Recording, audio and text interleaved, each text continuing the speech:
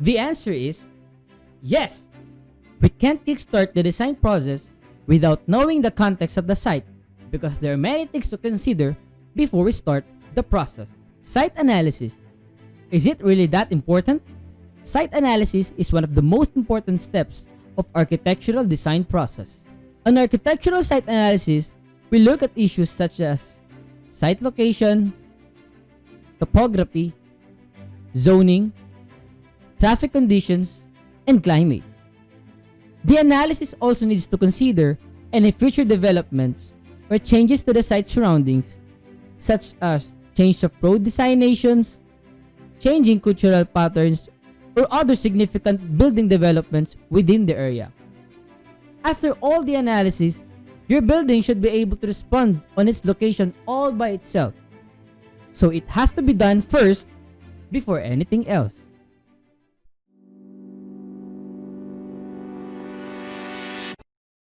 So we are going to discuss about the natural elements, which includes the topography, the slope and the elevation of the site, and the climate. Next is the site background, which includes the location of the site information, and its previous uses. Next, we have the local culture, local materials and construction techniques, legal, site and zoning. Baybay was believed to be the only settlement on the western coast of Leyte, known to the first Spanish conquistadors that came with Magellan, as was Abuyog in the eastern part of the province and Limasawa and Cabalian in the south. In 1620, the Jesuit fathers formally founded the town after building a church and a mission house, which belonged to the Residencia of Carigara, the first and central station of the Society of Jesuits in Leyte. By superior approbation, Baybay was created a parish on September 8, 1835, with the invocation of Our Lady on the Immaculate Conception. However, the town was erected an independent parish on February 27, 1836, when the Augustinians took over the administration of the parish after the expulsion of the Jesuits. They opened the first school in Baybay. During their time, the first road leading to Palampon was constructed, thus bringing Baybay closer to her neighboring municipalities.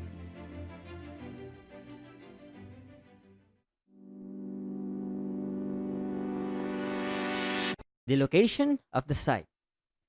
The site is a land reclamation project which is located at the west of Baybay Veterans Park, Immaculate Parish, and north of Baybay Port.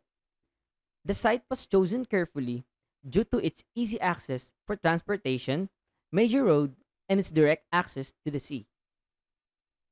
Since it's a reclamation project, the shoreline is carefully assessed and found out that there are no coral reefs and other ecosystem is located at the chosen site.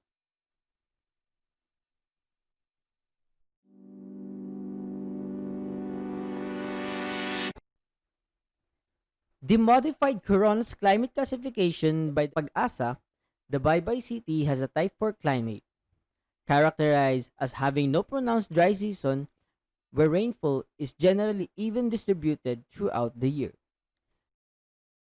General prevailing winds in the region are northeasterly or amihan during the months of October to February, easterly from March to May due to the Pacific trade winds, and southwesterly or what we call habagat during the months of June to September.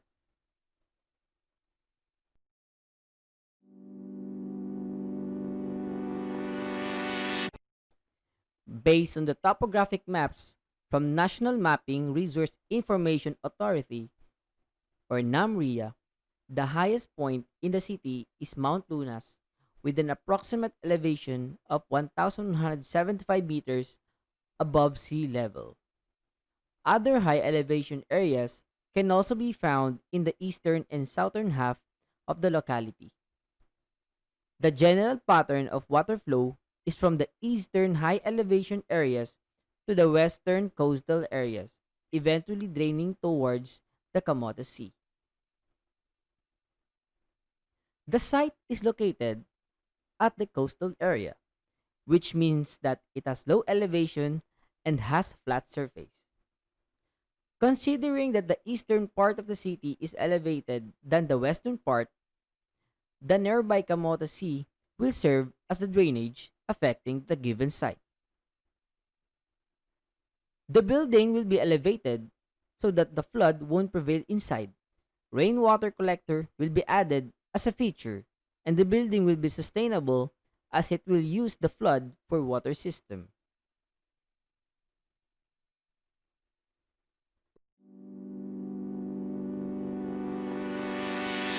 The site is located at Poblacion Zone 2, Baybay City, Leyte, Philippines. To be more precise, it is at 10.68 degrees, 124 minutes, and 80 seconds. The total area of the site is 39,861 meters squared. Based on the new building code, the proposed yacht club is under Group A, which is institutional, that includes dwellings and clubhouses. Since it's institutional, the possible building height limit will be at 15 meters high. And lastly, proposed yacht club is located at the said barangay. The major road towards the site will be Baybay Inupakan Road.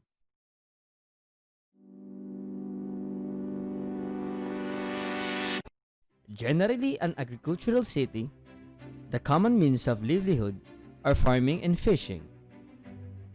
Some are engaged in hunting and in forestal activities. The most common crops grown are rice, corn, abaca, root crops, fruits, and vegetables. Various cottage industries can also be found in Baybay, such as bamboo and rattan craft, ceramics, dressmaking, fibercraft, food preservation, mat weaving, and metal craft. There are three major festivals that are celebrated in Baybay City. Binaybayon Festival, celebrated every 27th day of December. This serves as the city's festival. Halaran Festival, celebrated every October in honor for the Holy Rosary. And lastly, Sirong Festival, celebrated by Barangay Pomponan every 13th day of June for Saint Anthony Padua.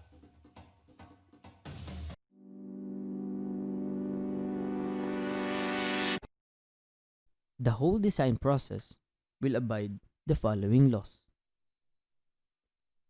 Implementing rules and regulations of Executive Order Number 74, repealing EO Number 798 and EO Number 146, transferring the Philippine Reclamation Authority to the Office of the President, delegating to the PRA Governing Board the power of the President to approve reclamation projects and for other purposes. No reclamation projects or components shall be approved by the PRA without the required area clearance and ECC to be issued by the DENR. Reclamation projects and components undertaken without the required ECC and area clearance and the approval of PRA Governing Board of the President of the Philippines shall be considered illegal and shall be forfeited in favor of the state without need of judicial action pursuant to the Presidential Decree Number 3-A. Memo 2013-118, Processing of Special Land Use Permits with Tree Cutting and Earth Balling. And lastly, Republic Act Number 1899, an act authorized the reclamation of foreshore lands by chartered cities and municipalities.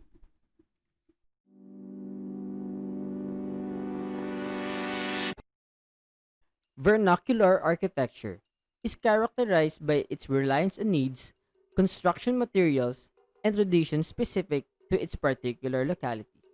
Vernacular materials are available around the Baybay City. Most of the houses in the city are made from coconut tree, also known as the tree of life, and also is abundant in the city. Its body or trunk can be used as foundation for interiors and for furniture. Bamboos will also be utilized due to its abundance in the city too. Baybay City is rich in its own agricultural economy. Without harming their natural source of materials, we can use synthetic materials for bamboo designs so that it will not affect the trees nor harm their numbers. Now that I'm able to identify the context of the site, I can now proceed into designing according to what I have called out from the analysis. This is my site analysis presentation for the proposed yacht club in Baybay City, Leyte. I'm John Matthew, third year BS Architecture, expressing my gratitude for listening. Goodbye.